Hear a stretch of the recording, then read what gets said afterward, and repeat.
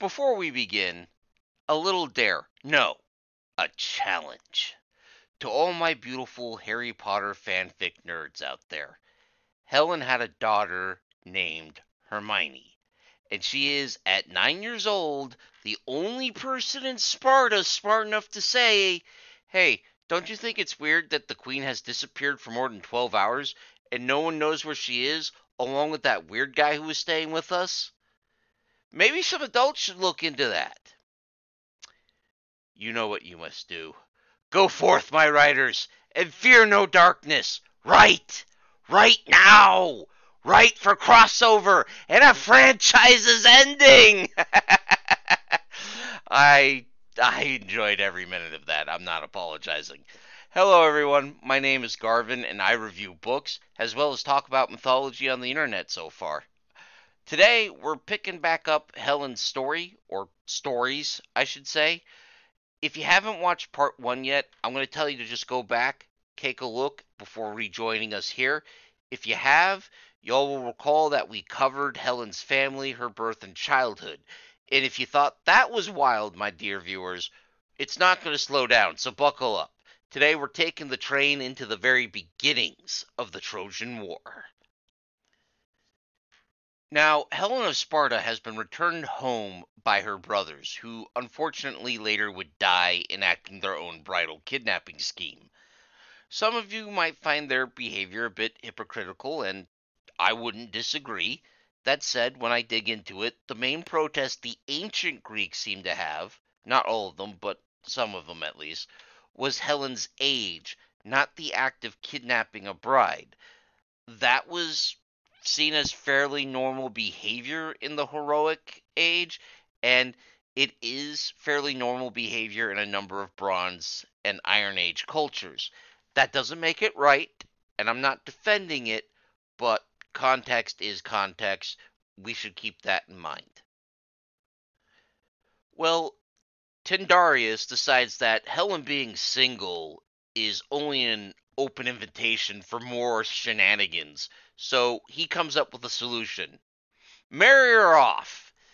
Now, at this point, Helen is famous across the Greek world for how gorgeous she is, and her husband also now gets to be king of Sparta, so everyone shows up. Everyone! To the point that Tyndareus is panicking just a little bit because no matter who he chooses, someone is going to be upset and they have an army to use to vent their feelings on his city. So the traditional story is he does what everyone in this time period does when they have an intractable problem. Ask Odysseus to solve it. Now, Odysseus is there, and he's happy to solve it, as long as Tyndareus backs him up with the little problem of letting Odysseus marry Penelope, who is Tyndareus' niece. Odysseus comes up with a two-pronged solution that seems super clever at the time, but, well, you'll see. First, have everyone swear that no matter who is chosen to be Helen's husband, they will uphold and honor that marriage to the point of going to war on anyone who tries to disturb it. Second, and this is in most versions I find, let Helen, who's a 15-year-old girl, just pick her own damn husband. Now, everyone agrees that this is a radical solution, letting a woman, of all people, pick who to spend the rest of her life with. But it's crazy enough to work. Just this once, though. Let's not get wild. This is the Bronze Age, after all. She picks Menelaus, and everyone goes home feeling, well, at least it's settled and no one has to worry about Helen ever again. Poor dumb Greeks. That said, there are a couple of other versions. For example, one version given by the Greek writer Dio Chrysostom, who lived in the Roman Empire during the 1st century AD, claimed to have found the true history of the Trojan War in Egypt. Just as a side note, whenever a Greek writer wants to claim having found the true story of some ancient historical event, They almost always claim to have been told the story by an Egyptian priest or read it in some Egyptian temple. There's a reason for that, and I'll get to that later in this video. In Dio's version, Paris actually shows up as one of the original suitors and wins her hand semi honestly and marries her with Tyndareus' consent.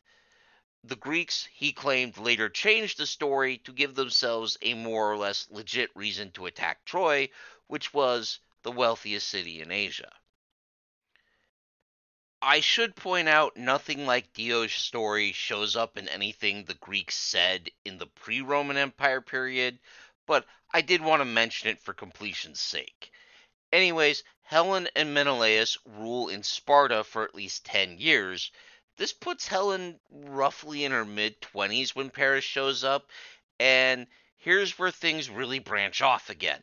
For one thing, none of the Greeks could ever agree on whether or not Helen went willingly. In some versions, she's bewitched by Aphrodite. In others, Helen is straight up kidnapped by Paris.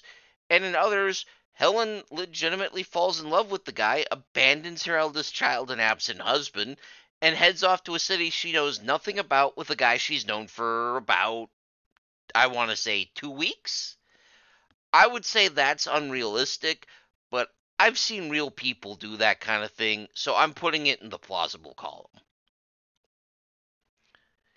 Now, Menelaus, as I mentioned in my Paris video, had left town to head to his grandfather King Minos' funeral, and in my favorite version, no one notices that the Queen of Sparta has vanished until the 9-year-old Princess Hermione starts asking, "Where the hell is my mother?"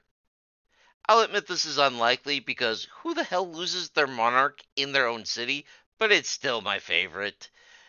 There are also versions where Paris and Helen basically fight their way out of Sparta, and this is something that gets debated across the Greek world for centuries.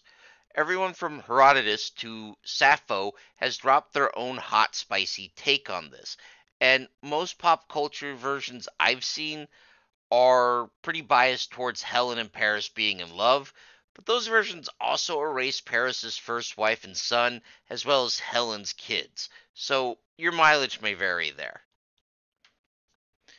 There are a couple more versions I want to mention here.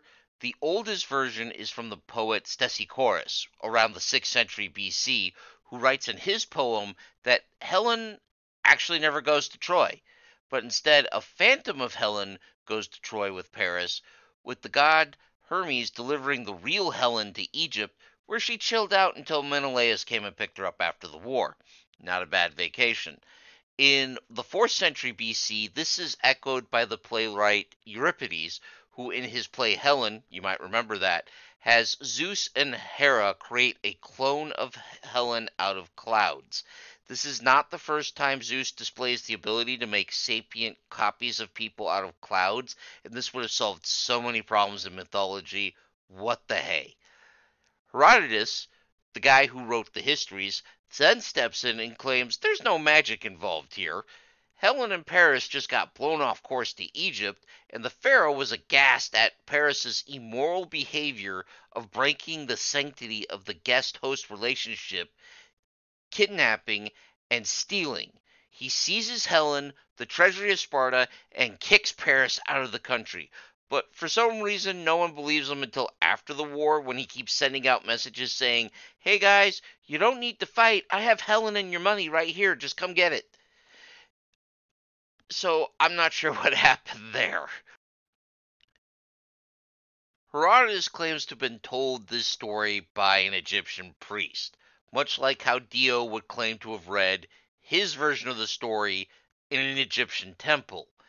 And Plato would claim to have learned the story of Atlantis from the Egyptians. The Greeks did this a lot, and there's a reason for that. Between classical Greece, the one we know with Sparta and Athens and Socrates and all that, and the Bronze Age Mycenaeans, there's this tiny little kind of super brutal apocalypse. It's called the Bronze Age collapse. Now, Egyptian society and civilization survived more or less intact.